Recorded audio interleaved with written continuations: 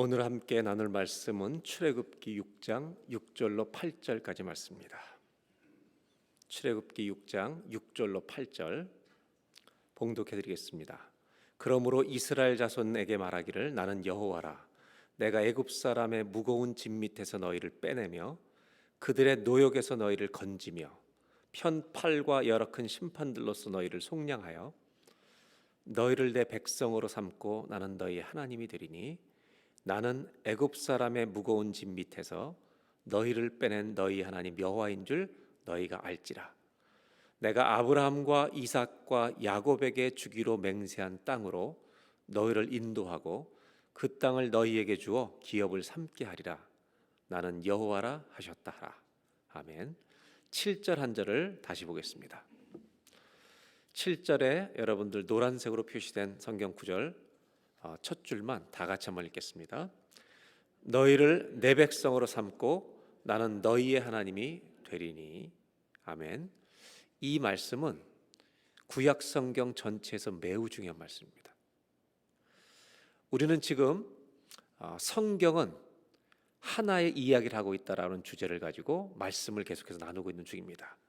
도표를 잠시 보시고 다시 오늘 말씀으로 들어가겠습니다. 부모와 자녀들이 함께 예배를 드리고 있는데 이런 때 많이 혼돈스러운 때일수록 질서가 필요한 것 같습니다. 신앙의 기초를 견고하게 다지는 게 필요하다. 그래서 성경은 우리가 읽고 있는 성경은 하나님이 하나의 이야기를 해주고 계시는 책이다. 그래서 이 성경 전체를 6개의 시대 흐름으로 나눠서 설명을 드리고 있는데 첫 번째 창조에 대한 이야기를 2주 동안 나눴습니다. 지난주에 선악과를 먹는 타락이라고 하는 것이 어떤 것인지를 나눴습니다. 에덴 동산의 중심에 있는 선악과를 따먹는다는 것은 하나님이 하실 일을 사람이 하겠다는 엄청난 죄악이었다는 것입니다. 그 이후에 인간의 타락의 역사는 엄청나게 발전합니다. 하나님은 이런 타락한 인간들을 심판하도록 결정하시지 않고 그들을 구속하시기로, 죄에서 건져내시기로 결정하셨다는 겁니다. 이것이 사실은 구약과 신약의 이야기입니다. 성경 전체는 하나님의 사람들을 구속해 가시는 이야기입니다. 그 중에 구약은 어떤 책이냐? 그 구속을 위해서 하나님은 한 민족을 택하신다는 겁니다. 이스라엘을 택하신다는 겁니다. 이것이 바로 구약 전체 이야기입니다. 그 다음에 넘어가면 이 모든 인류의 구속을 위해서 예수 그리스도 메시아가 이 땅에 오셔서 구속을 성취하시게 된다는 겁니다. 이것이 복음서의 이야기입니다. 그리고 사도행전부터 펼쳐지는 내용은 이 예수 그리스도께서 오신 모든 기가 막힌 복음을 온 땅에 전할 선교적 책임을 교회에 맡기셨다는 것입니다. 이 교회를 세계 전체에 흩어져 있는 하나님을 믿는 모든 사람들을 새 이스라엘이라고 명명하시는 겁니다. 그리고 마지막 성경은 그 구속을 완성시키시기 위해 우리 예수님은 이 땅에 다시 오실 것이다. 이것이 성경 전체의 이야기입니다. 오늘은 다시 3번으로 돌아가면요. 그 앞에 도표를 보여줄까요? 오늘은 하나님의 구속이 시작된다는 얘기입니다. 하나님이 구속을 시작하신 이야기입니다.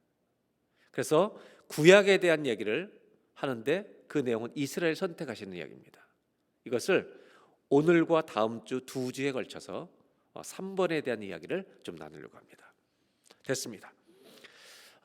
선악과를 따먹은 이후 죄의 역사가 이 땅에 만들어지기 시작합니다. 그래서 창세기 3장의 선악과 이후에 4장부터 11장까지는 인간의 타락 이야기가 펼쳐집니다. 잠깐 도표를 볼까요? 4장부터 11장까지는 가인이 아벨을 죽이는 이야기. 노아 시대 때 너무너무 죄가 가득해서 하나님이 이 세상을 심판하시기로 결정하시는 홍수 사건이 일어나는 이야기. 그리고 그 이후에 역사와 인구가 엄청나게 발전하고 증가해서 인류가 바벨탑을 지어서 하나님께 닿으려고 했던 이야기가 타락의 역사가 쭉 펼쳐집니다. 이것이 4장부터 11장까지 이야기입니다.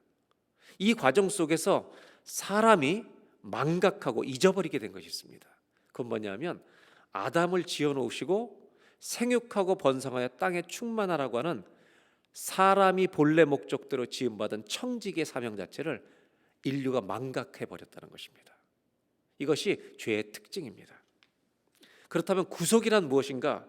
그 죄의 결과, 죄와 죄의 결과로부터 우리를 구원해내시는 사건, 이 모든 역사가 성경인데 이것을 구속이라고 말하고 있는 것입니다. 하나님이 지으신 목적대로 사람을 회복시키시는 겁니다. 그래서 오늘의 초점은, 오늘과 다음 주에 거쳐서 이 이스라엘에 대한 얘기를 통해서 구약 얘기를 나눌 텐데, 여러분 오늘 관심을 가져야 될 초점은 우리를 구속하시는 목적이 무엇인가라는 것에 집중하셔야 합니다. 나를 왜 구원하시는가? 온 세상을 왜 구원하시기 원하시는가? 왜 그것을 위해서 이스라엘을 선택하시는가? 구속이 무엇인지는 적어도는 알고 있습니다. 그것도 다음 주에 걸쳐서 조금씩 나누겠지만, 오늘 우리가 가장 큰 관심사는 구속하시는 목적, 이유가 뭔가? 왜 구속하시려는 것인가? 거기에 초점을 맞추시는 것이 매우 중요하다는 것입니다. 노아의 홍수가 터졌습니다. 그것은 얼마나 이스라엘 이 사람들의 그 당시의 죄가 심각했는지, 인류의 죄가 심각했는지를 보여주시는 것입니다.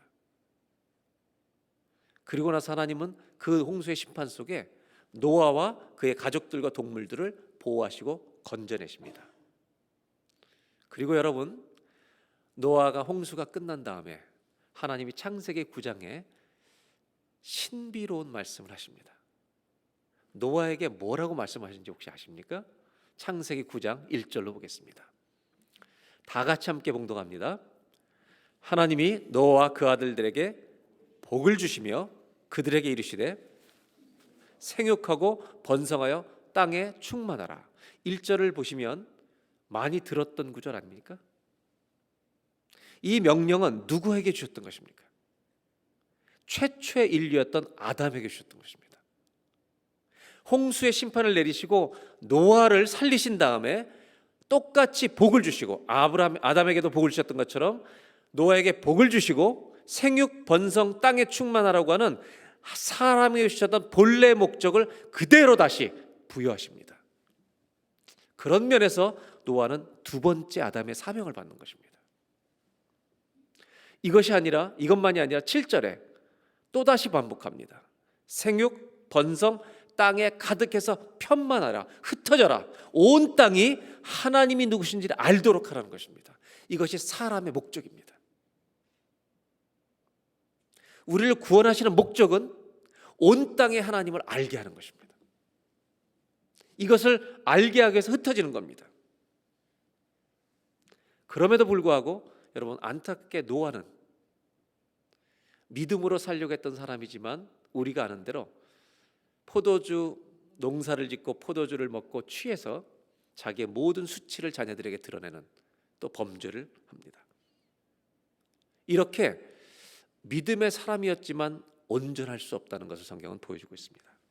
그리고 나서 인구 증가가 일어나고 엄청난 인구가 늘어나면서 바벨탑의 역사가 이제 펼쳐집니다. 바벨탑은 하나님께 닿겠다는 최선의 인간의 노력이었습니다. 이것은 선악과를 따먹는 또 하나의 사건이었습니다.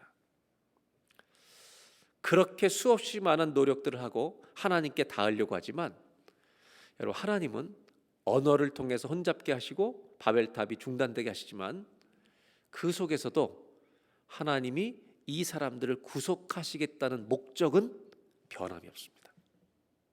우리는 수없이 변하지만 하나님은 변함이 없으신 분인 줄로 믿습니다. 이것이 소망입니다. 우리는 실수하고 넘어지지만 하나님의 우리를 향한 사랑은 변함이 없을 줄로 믿습니다. 이것이 성경의 이야기입니다. 그렇다면 이 인류를 구속하기 위해서 하나님이 행하신 첫 번째 선택은 무엇인가? 도표를 보겠습니다. 하나님이 하신 첫 번째 선택은 한 사람을 선택하는 것입니다.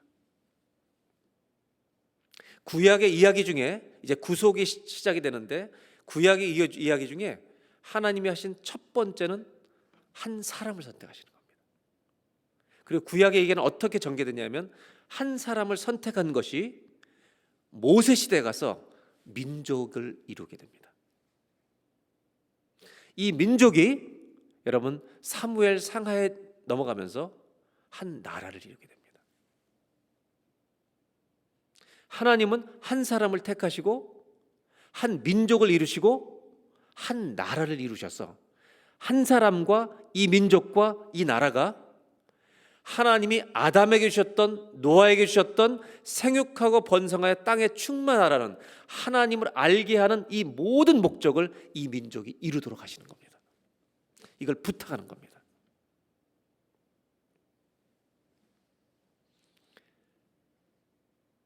그 다음 도표를 보겠습니다. 그렇다면 1장부터 11장으로 이어진 타락 이후에 구속의 시작이 되는데, 아브라함을 선택하신 하나님은 50장까지 창세기의 모든 초점은 아브라함과 그의 후손 이삭, 야곱, 요셉에게 달려있는 겁니다. 그 이야기의 창세기는 다 초점을 맞추고 있습니다. 이 사람들을 우리는 족장이라고 부릅니다.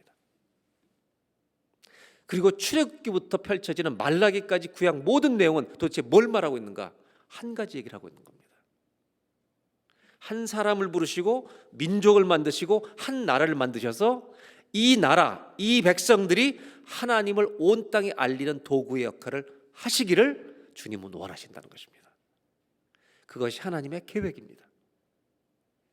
이것이 구약 전체 이야기입니다. 그렇다면 우리는 오늘 한 사람을 선택하시는 아브라함 얘기를 잠깐 보려고 합니다. 창세기 12장 1절로 3절입니다. 1절 말씀 다 같이 한번 읽겠습니다. 여호와께서 아브라함에게 이르시되 너는 너의 고향과 친척과 아버지의 집을 떠나 내가 너에게 보여줄 땅으로 가라. 모험을 하게 하십니다. 자기가 갖고 있는 모든 안전지대에서 떠나라는 것입니다. 가보지도 않은 하나님 말씀하신 그 말씀만을 믿고 떠나라는 것입니다. 아브라함에게 믿음을 요구하신다는 겁니다. 2절, 그러면 하나님 어떤 약속을 하시는가? 큰 민족을 이룬다. 여러분, 한 사람을 택해서 민족이 되게 하신다는 겁니다. 그리고 너에게 복을 주어 너의 이름을 창대케 하리니, 아브라함이 성공하는 것에 관심 있는 것이 아니라 그가 창대케 돼서 복이 되는, 블레싱이 되는 것에 목적이 있습니다. 아담에게 복을 주셨고 노아에게 복을 주셨고 아브라함에게 복을 주시는 목적이 있습니다. 3절, 너를 축복하는 자에게 복 내리고 저주하는 자에게 내가 저주하리니 땅의 모든 족속이 너로 말미암아 복을 얻을 것이라. 이것이 아담을 부르신, 창조하신, 노아에게 부탁하신, 아브라함에게 부탁하신, 이스라엘 백성에 부탁하신 목적이라는 것입니다. 건져내시는 목적. 너를 통해 세상이 복을 받을 것이다. 이 명령은요, 성도들에게 똑같이 주어져 있습니다. 다시 한번 읽을 텐데 2절 3절을 읽으면서 이번에는 어떤 단어에 주의를 기울이시냐면, 복이라는 단어가 2절 3절에 몇 번 나오는지 여러분 헤아리면서 2절 3절을 제가 읽어드릴 테니까 여러분 헤아리시기 바랍니다. 복이나 축복이라는 단어가 도대체 2절에 몇 번 나오는가? 내가 너로 큰 민족을 이루고 내게 복을 주어 내 이름을 창대하게 하리니 너는 복이 될지라. 너를 축복하는 자에게는 내가 복을 내리고 너를 저주하는 자에게는 내가 저주하리니 땅의 모든 족속이 너로 말미암아 복을 얻을 것이라.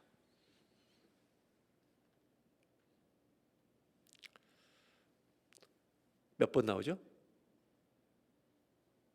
몇 번이요? 5번. 조금 이따 얘기하겠습니다. 하나님의 관심사는 딱 하나입니다. 아브라함에 복을 주어서 창대케 하는데, 아브라함에 복을 주는 목적은 아브라함 자체가 아니라 아브라함을 통해 온 땅이, 모든 족속이, 모든 나라가 복을 받게 하는 것입니다. 이건 엄청나게 중요한 사명을 아브라함에게 주는 것입니다. 그리고 하나님은 이 아브라함에게 언약을 맺으시는데, 그 언약이 이루어지도록 인간이 넘어지고 쓰러져도 하나님은 그 일을 계속해서 행하신다는 것입니다. 이 일을 반드시 주님은 이루실 것입니다. 구약에 멈추는 것이 아니라 신약까지 이어지는 것입니다. 하나님은 타락한 인간을 위해 구원의 계획을 세우신다는 것입니다. 하나님은 아브라함을 한 사람을 선택하시지만 하나님의 관심사는 아브라함이 아니라 온 세상입니다. 아주 재밌는 것은 복이라는 단어가 몇 번 나왔다고요? 5번. 하나님은 재미있으신 분입니다. 창세기 1장부터 11장까지 저주라는 단어들이 나옵니다. 1장부터 11장까지 저주라는 단어가 몇 번 나오겠습니까? 몇 번이요? 5번 나옵니다. 창세기 1장부터 11장까지 죄악에 빠져 있는 인류를 향한 저주라는 단어를 5번 언급하시고 그것을 뒤집는 복의 언어를 5번 사용하십니다. 하나님은 구속하실 것입니다. 이 죄에 빠진 세상을 하나님이 창조하신 세계이기 때문에 여전히 사랑하는 우리들을 하나님은 건져내시겠다는 약속이십니다. 결국 아담, 노아, 아브람을 거치면서 이어지는 동일한 이야기가 있습니다. 사람은 하나님이 지으시고 사랑하시고 사명을 맡기신 청직이고 순례자라는 것입니다. 그래서 처음부터 하나님 백성은요, 하나님의 사람으로 태어나는 모든 사람은요, 태어나면서부터 본질적으로 선교적 사명을 갖고 있습니다. 사람은 태어나면서부터 하나님의 처음 창조를 받은 아담은 그때부터 선교사적 사명을 가지고 있는 겁니다. 죄를 짓고 하나님을 떠난 사람들은 이걸 모르지만 하나님을 믿게 된 사람들은 이 동일한 사명 가운데 있다는 것입니다. 이것이 여러분 그리스도인들이 거듭난 그리스도인이 존재하는 목적입니다. 오늘날 살고 있는 우리가 아브라함의 후손입니다. 하나님의 믿음 주신 믿음을 가지고 은혜로 말미암아 이제 거듭난 사람들입니다. 우리도 모두 어떤 사명이 있느냐? 땅에 충만하라는 것입니다. 온 땅 끝까지 이 하나님의 기가 막힌 사랑을 전하라는 것입니다. 정리하면 이렇습니다. 한번 따라 하실까요? 하나님의 백성은 모두가 선교사다. 아멘. 내가 알든 모르든 내가 하나님을 믿는 순간부터 이 사명은 다 주어지는 겁니다. 우리에게 복 주시는 목적 자체가 우리를 통해 이 복이 온 세계에 흘러가기를 원하시기 때문에 우리는 이 시대의 아브라함입니다.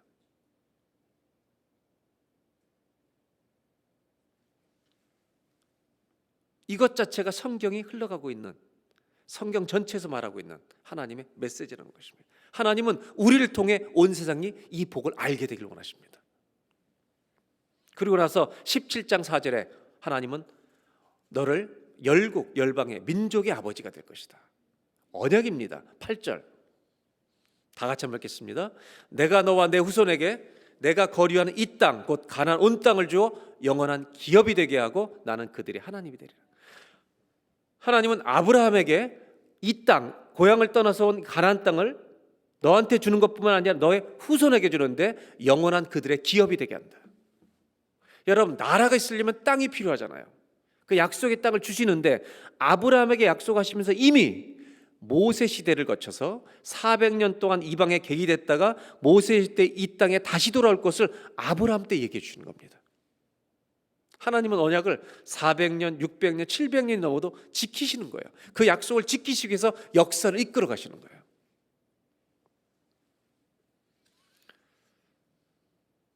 그럼에도 불구하고 창세기 12장부터 펼쳐지는 25장까지의 여정, 아브라함의 여정은요, 하나님을 믿음으로 떠나서 살았지만 계속해서 주님을 따르는 것이 절대로 쉽지 않다는 걸 보여줍니다.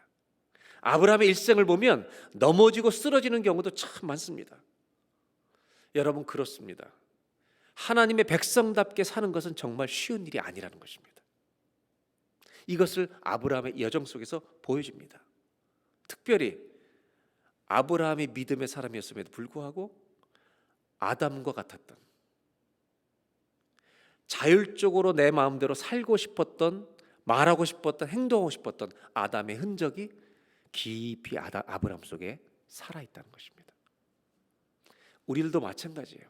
저와 여러분들에게도 이 아담의 흔적, 죄의 흔적들이 여전히 살아있어서 하나님 믿는다고 열심히 따라가지만 넘어지고 쓰러질 때도 엄청나게 많다는 걸 보여주고 있습니다. 창세기 12장부터 50장까지는 결국 아브라함, 이삭, 야곱, 요셉으로 이어지는 이 하나님이 선택한 사람들의 이야기입니다. 근데 이 이야기 속에 특징이 있어요. 어떤 특징이 있느냐? 아브라함에게 주신 이 언약이 그 자손들에게 계속 이어져 간다는 특징이 있습니다. 아브라함의 하나님, 이삭의 하나님, 야곱의 하나님으로 이어져 갑니다. 두 번째는 야곱과 요셉에 가보면 특징이 가인과 아벨의 가정이 깨어진 것처럼 가족 안에 깨어진 관계가 계속해서 다뤄지는 주제입니다. 근데 깨어진 관계로 있는 것이 아니라 이게 중요한 거예요. 하나님이 이들을 회복시키는 역사라는 것입니다. 우리는 부족한데 깨어진 관계를 회복시키는 역사라는 겁니다. 그렇게 해서 하나님은 축복의 가정이 되도록 축복의 사람이 되도록 계속 빚어가시는 일을 하신다는 겁니다. 또 한 가지는 인간의 연약함에도 불구하고 실수하고 넘어지지만 하나님이 그것을 선으로 자꾸 바꾸셔서 하나님의 약속이 이들을 통해 이루어지게 하십니다. 형들이 요셉을 아무리 팔아먹어도 하나님은 역사를 바꿔버리십니다. 그래서 요셉이 50장 20절에 말한 것처럼 이렇게 말합니다. 형님들 당신은 나를 헤아려 했지만 하나님은 선으로 바꾸셔서 오늘과 같이 많은 백성의 생명을 구원하게 하시려 하셨나니. 여러분, 이것은 요셉이 하는 일이 아닙니다. 하나님이 아브라함에게 주신 약속을 이루기 위해서 계속 이런 하나님의 섭리로 도와준 일들이 일어나고 있다는 겁니다. 자, 그렇다면 이제 그 다음 도표를 보겠습니다. 구약 성경은 39권의 책으로 되어 있습니다. 39권 중에 창세기부터 신명기를 토라, 율법책이라고 말합니다. 이 5권의 책은 이스라엘 신앙의 파운데이션입니다. 그래서 유대인들은 이것을 굉장히 소중히 여깁니다. 모세오경을, 토라. 그 다음에 여호수아부터 펼쳐지는 사사기를 거쳐서 펼쳐지는 그 다음으로 넘어가 볼까요? 에스더까지 이 12권의 책을 이스라엘의 여러분 역사서라고 부릅니다. 히스토리북이라는 얘기입니다. 그리고 이것은 이 역사는 여호수아 가나안 정복부터 시작해서 바벨론 포로와 귀환까지를 다루고 있는 역사입니다. 그 다음에 이어지는 욥기부터 아가서를 5권을 시가서와 지혜문학이라고 말합니다. 이 이야기는 욥기부터 아가서는 특정한 시대만 제한된 게 아니라 많은 시대에 있었던 민족의 찬송과 노래와 지혜, 어떻게 살아가는 것이 지혜로운 것인가, 이것이 농축되어 있는 책 5권입니다. 그렇다면 그 다음에 펼쳐지는 이사야부터 그 다음 넘겨볼까요? 말라기까지 12권의 소선지서와 5권의 대선지서, 17권의 선지서는 뭐를 얘기하고 있는가? 이스라엘 백성이 여러분 나라가 되면서부터 시작해서 예수님 오시기 전까지 이 나라를 살 동안, 한 국가로 살 동안 왕들이 정치를 잘못한다든지 이스라엘 백성들이 방황할 때 하나님 주신 사명을 잃어버릴 때마다 똑바로 살라고 권면하는 선지자들의 메시지가 이 선지자 이야기입니다. 결국 구약은 한 사람을 택하시고 한 민족을 만드시고 한 나라를 세우셔서 이 사람들이 하나님의 목적을 이루기 위해서, 온 민족의 블레싱이 되기 위해서, 축복의 통로가 되기 위해서 하나님 만들어 가시는 역사인데, 이 역사 속에서 이스라엘 백성들은 수없이 많은 방황과 넘어짐을 거듭하면서 이 일을 지금 가고 있다는 것, 이 이야기가 구약의 전체 이야기입니다. 그렇다면 오늘 여러분들과 오늘은 여호수아서까지만 간단하게 나눈 겁니다. 출애굽기 얘기를 좀 해보겠습니다. 이제 요셉 시대 이후에 한 민족이 형성됐습니다. 그 민족이 야곱의 후손들이 다 애굽에 살기 시작했습니다. 엄청나게 많아졌습니다. 그리고 요셉을 알지 못하는 왕이 일어나서 바로 왕이 이 이스라엘을 노예로 삼아버립니다.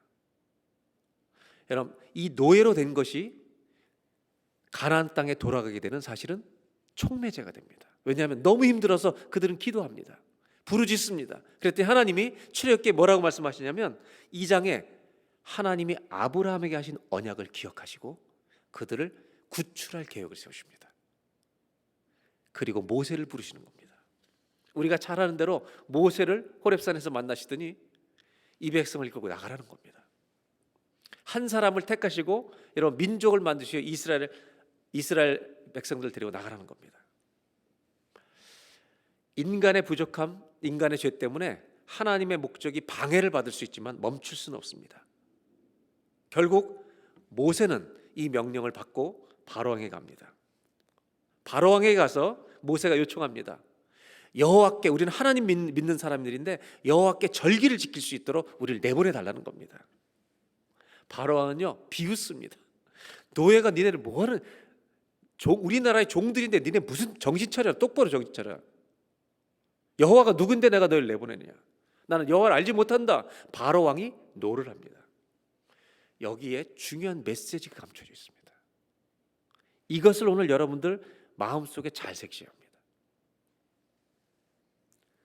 바로왕도 이스라엘 백성들을요 붙들고 있습니다. 바로왕이 이스라엘 백성을 자기 백성으로 붙들려고 하고 있습니다. 구원은 뭐냐면 바로왕에 붙들려 있는 백성을 하나님의 백성으로 꺼내주시는 것이 구원입니다. 뭐가 중요한 얘기냐면 한 백성을 놓고 소유권을 주장하고 있다는 것입니다. 바로왕은 누구 거라고요? 내 거다. 하나님은 내 백성이다. 소유권의 전쟁이 일어나고 있다는 겁니다. 이것은 두 왕의 이야기입니다.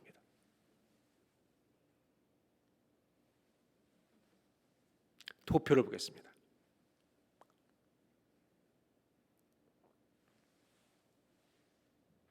이스라엘을 빼앗는 전투가 일어나고 있는 것입니다.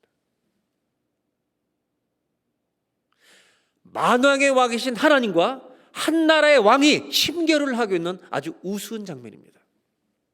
이 전쟁은 누가 이길 줄은 다 알고 있습니다. 하나님이 찾으실 것입니다.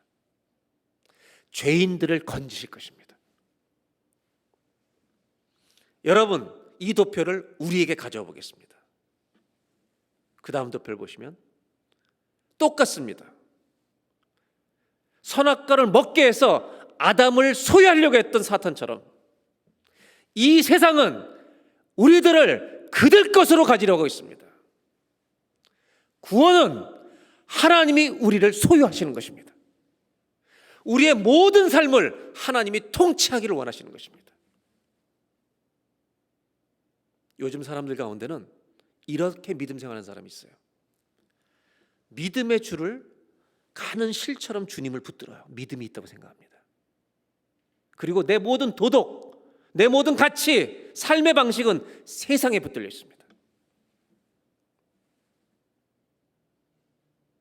윤리 문제가 나올 때 세상의 윤리로 판단하는 겁니다. 하나님의 기준으로 판단하는 게 아니라.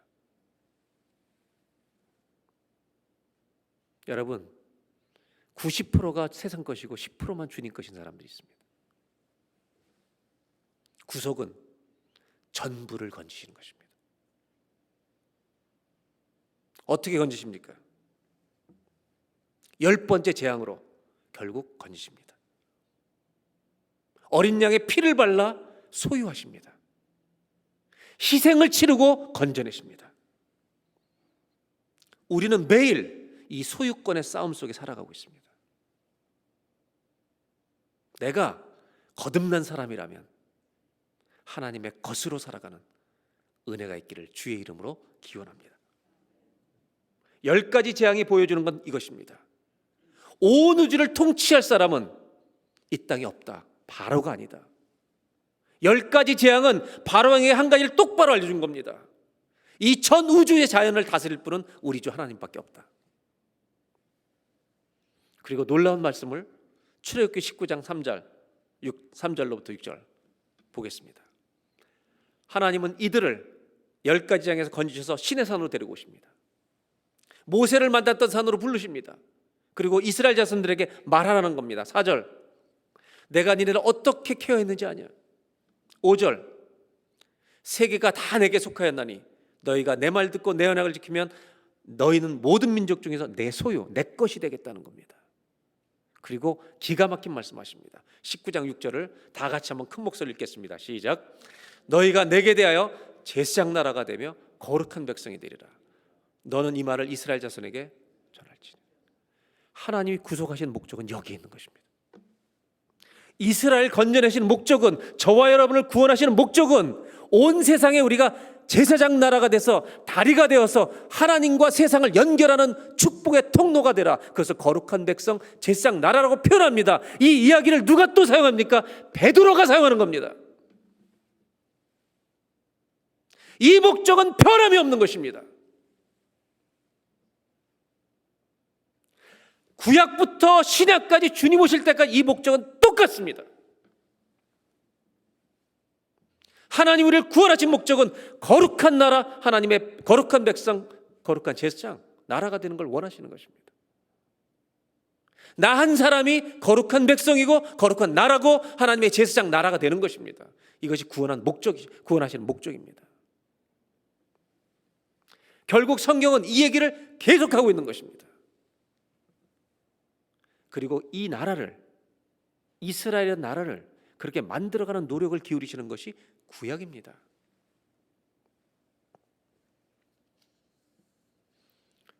사람들이 질문합니다.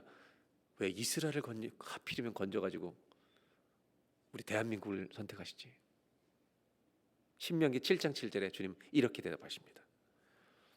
걔네들이 잘나서 그런 거 아니다.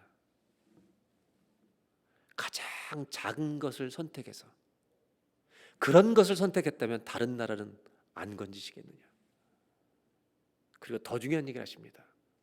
이건 하나님의 주권에 있다는 겁니다. 왜 그 나라를 선택하고 모든 사람을 구원하시려고 하는지 아느냐. 8절입니다. 여러분, 이 구절이 정말 중요한 겁니다. 우리를 구원하신 이유는 사랑하시기 때문이라는 겁니다. 사랑하시기 때문에 조상들에게 하신 맹세를 지키려 하심으로 인도하는 거다. 그리고 후반절에 애굽의 손에서 건져낸 것이다. 여러분, 구약의 관심사가 뭔지 아세요? 구약의 전체 이야기는 이제부터, 창세기는 아브라함의 후손이잖아요. 구약의 전체 이야기는 한 가지입니다. 이스라엘의 나라가 이 사명을 잘 감당했는가 안 감당했는가, 그것을 기록한 책이 구약입니다. 이스라엘이 하나님 말을 잘 들었는가 안 들었는가, 이 얘기를 다 하고 있는 게 구약이에요. 여러분, 이 목적을 따라 얘네들이 잘 살고 있는가 살지 못하는가, 이것을 밝히고 있는 것이 구약입니다. 여러분,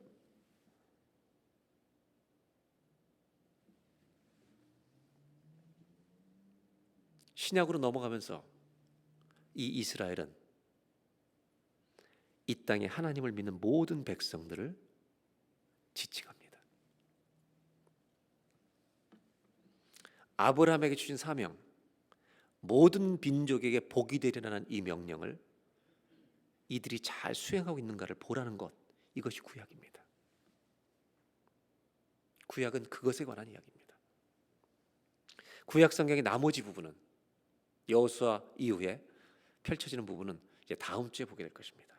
그럼 출애굽기에서 하나님은 뭘 주시느냐? 율법과 성막을 주십니다.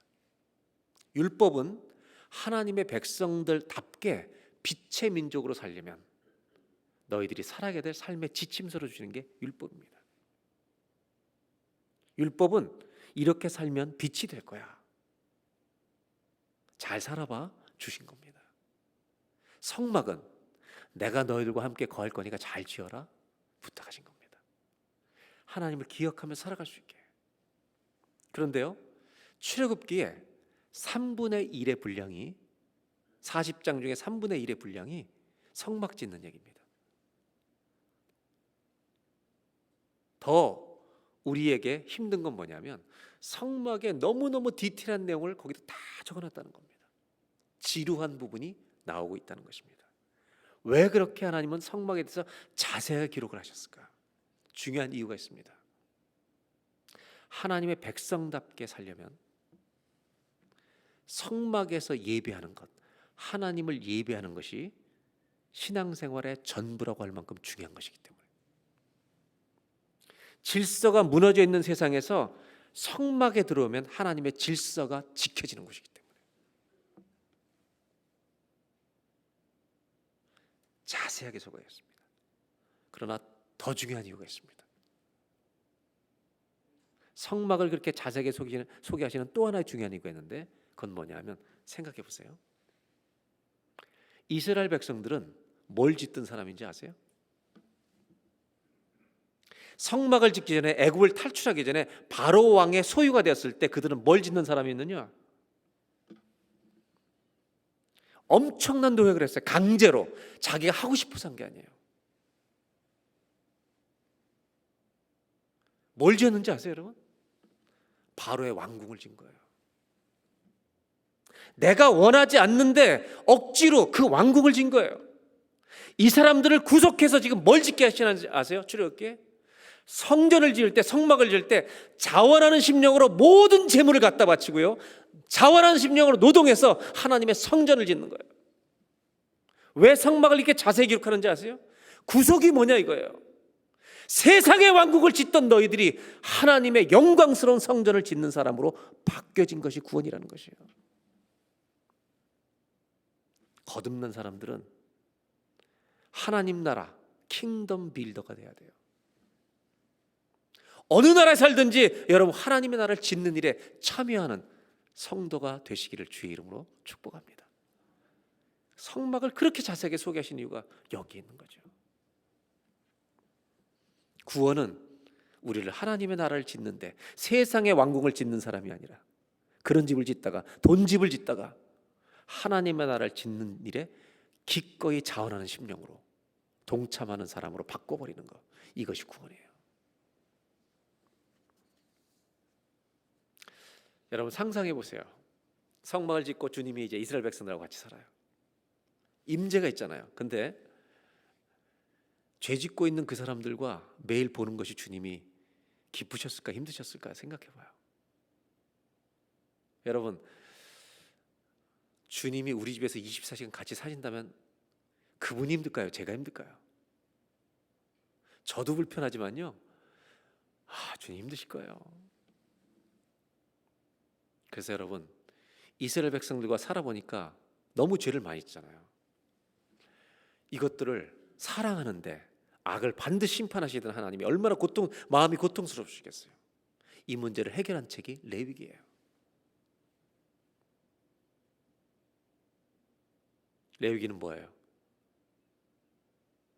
죄인들이 주 앞에 용서를 받을 수 있는 제사를 가르쳐 주신 것이죠. 그리고 제사를 드린 사람은 정한 것과 부정한 것을 구별해서 구별이라는 걸 가르쳐 주세요. 심지어 하나님의 성막에 이방인은 못 들어와요. 유대인만 뜰에 들어가요. 그리고 성소 안에는 제사장만 들어가요. 여러분 제사장, 유대인, 이방인을 구별한 것은 레이시즘, 인종차별이 아니에요. 이 구별을 통해서 뭘 가르쳐 주는지 아세요? 하나님의 백성으로 부름받은 사람은 구별된 삶이 필요하다는 것을 계속해서 가르쳐 주는 거예요. 인종차별이 아니에요. 그리고 나서 이스라엘 백성들이 가나안 땅에 가는 여행, 이것이 민수기예요. 약속의 땅을 향해 가요. 그런데 37년 반을 방황하는 거예요. 38년 넘게를 방황하는 거예요. 왜? 우리의 죄악 때문에. 최고의 위기 사건은 뭐냐? 정탐한 다음에 일어난 사건이죠. 10명의 보고를 듣고 다 무서워서 불평하고 원망하잖아요. 그러다가 결국 하나님께서 1세대를 다 죽이시기로 하고 다음 세대만 여호수 갈렙 빼고 가나안 땅에 들어가게 하는 거죠. 그리고 나서 그 가나안 땅 입구에 도착해서 결국 모세가 다음 세대를 향해 설교하는 내용, 그 설교가 신명기입니다. 이 신명기에서 가장 중요한 이야기는 신명기 6장 4절 5절에 이런 말이 있어요. 이게 쉐마라고 하는 유명한 기독교의 기초가 되는 말이죠. 하나님 말씀을 앉았을 때 일었을 때인지 가슴판에 새기고 가르쳐 지키게 하라. 그러면서 하신 말씀이 너의 하나님 여호와를 사랑하라는 거예요. 신명기의 메시지는 순종이라는 얘기가 많이 나오고 축복과 저주의 갈등 속에서 결단하라고, 순종은 축복의 길이다. 이것이 흘러가는 테마인데요. 그 중에 가장 중요한 것은 하나님을 사랑하라는 거예요. 그리고 나서 이제 모세는 죽고 가나안 땅에 여호수아가 데리고 들어가죠. 처음으로 자기 땅을 가지는 민족이 됩니다. 나라라고 하는 영토를 가졌기 때문에 나라라고 하는 걸 세울 수 있는 준비가 되는 것입니다. 이 모든 목적은 딱 하나라고요. 하나. 온 세상의 복의 통로가 되는 거. 이걸 잊지 마셔야 돼요. 하나님 믿는 사람들은 온 세상의 복의 통로가 되도록 부름받은 본질적인 선교사예요. 여러분, 요단강을 건널 때, 여리고성을 점령할 때 제일 중요했던 것은 언약궤입니다. 언약궤가 인도해서 이 모든 것이 일어납니다. 결국 하나님이 주도하신다는 걸 보여줍니다. 오늘 마지막으로 좀 나누고 싶은 건 뭐냐면, 여호수아의 가나안 정복 가운데 우리가 황당하고 수없이 많은 고통스러운 질문을 받는 질문이 담겨 있다는 겁니다. 그것은 뭐냐면 가나안 민족을 다 죽이는 것입니다. 우리 자녀들, 2세 자녀들 중에 부모님들에게 이런 질문한 사람들이, 아이들이, 학생들이 있습니다. 하나님은 너무 잔인하시다. 이스라엘이 그 땅에 들어가기 위해서 가나안 민족을 다 죽이라고 하셨다. 여러분, 오해하지 말 것은 이 스토리가 기독교인들이 다른 나라 함부로 정복해도 좋다는 것을 정당화시켜준 말씀은 절대 아니라는 것입니다. 우리는 잔인하신 하나님이라는 이 장면 앞에서 다 멈춰서게 됩니다. 여러분, 맞습니까? 그래서 어떤 사람들은 이런 하나님 믿고 싶지 않다고 얘기를 합니다. 참 고독스럽고 당황스러운 장면입니다. 먼저 상황을 좀 이해하실 필요가 있습니다. 창세기 15장에 보면 하나님이 아브라함에게 이 가나안 족속, 아모리 족속, 가나안 집 땅에 들어갈 것을 예고하십니다. 근데 뭐라고 얘기하냐면 그때는 아직 그들의 죄가 관영하지 많지 않다고 얘기하십니다. 아브라함의 때는. 그런데 지금 이 시기에는 홍수의 심판처럼 가나안 사람들의 죄악이 엄청나게 쌓여 있었다는 것을 염두에 두실 필요가 있습니다.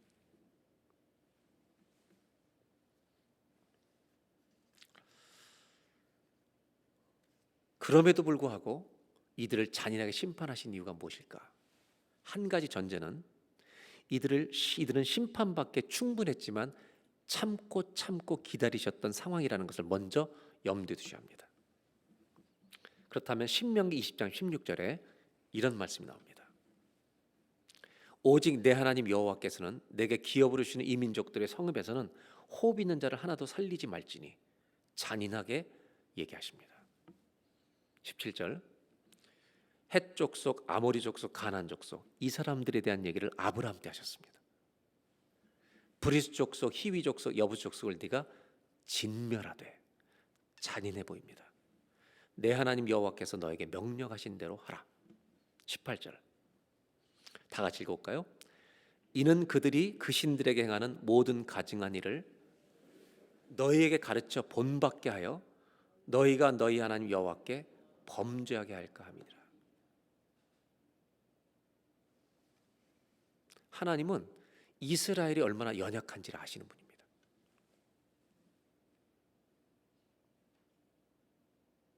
이들하고 섞이는 순간 어떻게 될지를 다 아십니다.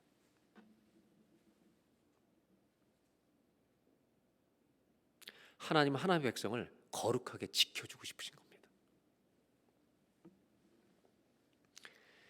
이들을 죽이라는 명령은 딱 한 가지 이유 때문입니다. 그들과 섞이면 너희는 끝난다. 이스라엘은 하나님 한 분만을 예배하는 민족이어야 했습니다. 이것이 제1계명입니다. 하나님은 형상도 우상도 만들지 말라고 말합니다. 왜? 형상을 만드는 순간 하나님은 제한되기 때문입니다. 10계명을 받으러 갔을 때 아론이 백성들하고 금송아지 만든 기억하세요? 금송아지 만들었을 때 하나님 얼마나 진노하셨습니까? 여러분, 하나님 말씀으로 천지를 창조하신 하나님이십니다. 그런데 금송아지는 말도 못하고 아무 능력도 없는 것으로 하나님을 제한해버리기 때문에 형상도 만들지 말라.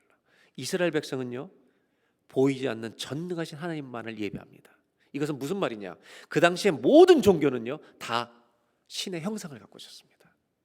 신의 형상이 없다는 말은 신을 안 믿는다는 뜻입니다. 기독교만 유일한 그 당시의 종교와 비교되는, 대조되는 형상이 없는 신앙이었습니다. 그런데 만약 가나안 족속 가운데 들어선다면 그들은 다른 신들을 숭배하는 데 빠질 것이 너무나도 분명하기 때문에 이교 민족, 이방 사람을 죽이고 쫓아내라는 이 끔찍한 부르심이 주어진 상황은 다름이 아니라 이 이교도와 영적으로 총체적인 싸움을 벌여야 되는 상황이기 때문에 여호수아서는 품이 없고 유혹적이고 무자비한 강력한 세력들과 전투를 벌여야 하는 이스라엘을 생각해서 하나님이 수도 좁고 영적인 충성심도 약하고 믿을 수 없을 만큼 연약하고 변덕스러운 이 민족을 살리시기 위해서 그 모든 전쟁은 하나님의 힘으로만 이기게 하신다는 겁니다. 오늘날 우상숭배 위기가 이처럼 위험하다고 말할 수는 없습니다. 하지만 가나안 이 민족을 전부 없애버리는 이 명령을 이해하는 열쇠, 이 키는 하나님의 거룩하심을 기억하고 이스라엘이 여호와 앞에 신실하게 남아있는 일이 얼마나 위태로웠으면, 얼마나 이것이 위기였으면 하나님이 아주 예외적으로 이렇게 하라고 하는, 선한 방법처럼 보이지 않는 일을 행하라고 하는, 선한 것을 선택할 수 없는 상황이었다는 이런 상황 속에서만 이 말씀은 바르게 해석이 될 수 있다는 것입니다. 이것은 이스라엘 민족의 믿음이 사느냐 죽느냐의 문제였기 때문입니다. 그 절박한 상황 안에서만 하나님의 이 가나안 정복 이야기는 성품 안에서 이해가 될 수 있다는 것입니다. 그만큼 하나님은 죄의 심각성, 그것을 싫어하시는 하나님을 생각하면서 이 말씀을 읽도록 우리에게 주셨다는 겁니다. 우리는 모세부터 아브라함부터 모세를 거쳐 여호수아까지 왔습니다. 하나님의 관심사는 이겁니다. 이 백성 아브라함을 건지시고 선택하시고 모세라는 사람을 통해 민족을 세우시고 앞으로 나라를 세우실 것인데 구약의 모든 관심사는 딱 하나입니다. 이들이 하나님 앞에 신실하게 이 사명을 수행하고 있는가 아닌가, 그것을 기록하는 것이 구약입니다. 저는 여러분들 안에 오늘 이 설교를 들으면서 나는 정말 그렇게 살고 있는가? 부담이 조금 느끼신다면 성경을 바르게 읽은 것입니다. 나는 신앙인인데, 거듭난 사람인데 정말 이런 삶을 살려고 노력하고 있는가? 좀 부담스럽네. 부담을 느끼신다면 성경은 바르게 읽는 것입니다. 이스라엘이 이 하나님의 부르심에 성공했을까 실패했을까요? 그 답을 보여주는 것은 성경입니다. 그것은 다음 주에 to be continued 이어질 것입니다. 결론을 맺는다면 하나님의 부르심을 받은 모든 구원받은 사람, 한 번만 따라 하실까요? 하나님의 백성은 모두가 선교사다. 이거를 잊지 말라는 거. 오늘 이 한 가지만 잊지 마십시오. 이것을 위해서 건지신 것입니다. 이것을 살기 위해서 저는 세 가지만 세 문장으로 정리해서 말씀드리겠습니다. 첫째, 하나님의 백성은 가정을 돌보는 선교사가 되셔야 합니다. 가정에서도 여러분이 다른 사람들에게 복의 통로가 되는 선교사가 되셔야 합니다. 가정을 돌보시기 바랍니다. 두 번째, 하나님의 백성은 주님의 성전에서 예배하는 선교사가 되셔야 합니다. 예배는 질서를 회복해 주는 시간이시기 때문입니다. 세 번째, 그리스도인은 세상 속에서 하나님의 소유된 자로 세상의 소유가 되지 말고 세상 속을 걸어가지만 세상 속에서 하나님의 소유된 백성으로 하나님의 빛을 드러내는 거룩한 백성 제사장 나라로 살아가는 일하는 선교사가 되셔야 한다는 겁니다. 1번 다시 보여줄까요? 어떤 선교사예요? 가정을 돌보시는 선교사. 두 번째, 어떤 선교사요? 예배하는 선교사. 교회입니다. 세 번째, 뭐라고요? 세상에서 일하는 선교사. 세상의 삶 속에서 여러분 잡을 갖고 있든 잡을 갖고 있지 않든 세상 속에 살아면서 일하는 선교사가 되셔야 합니다. 여기서 중요한 것은 교회만 중요한 게 아닙니다. 여러분의 가정, 교회, 세상 이 세 가지는 똑같이 중요한 것입니다. 기도하겠습니다.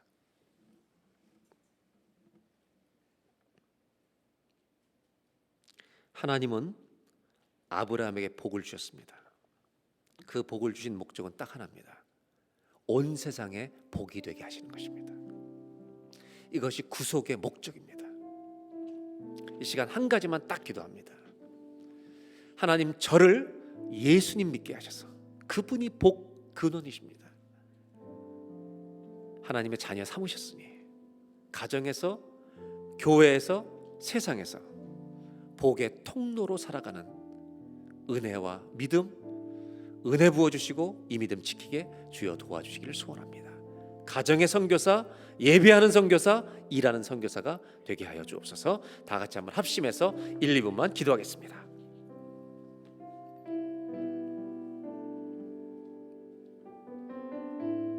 주님, 그렇습니다. 예, 하나님 그렇습니다. 너무나 그렇습니다. 주님, 잊지 않게 해 주시옵소서. 잊지 않게 해 주시옵소서. 하나님, 이 귀한 정체성을 우리가 누구인지, 얼마나 놀라운 복을 받은 사람들인지, 하나님이 복 주신 사람, 아브라함의 그 후손을 그렇게 지켜가시는 이 놀라운 언약의 축복을 받은 사람, 주여 이 은혜로 받은 이 놀라운 복을 잊지 않고 살아가는 저희들 되게 해 주옵소서.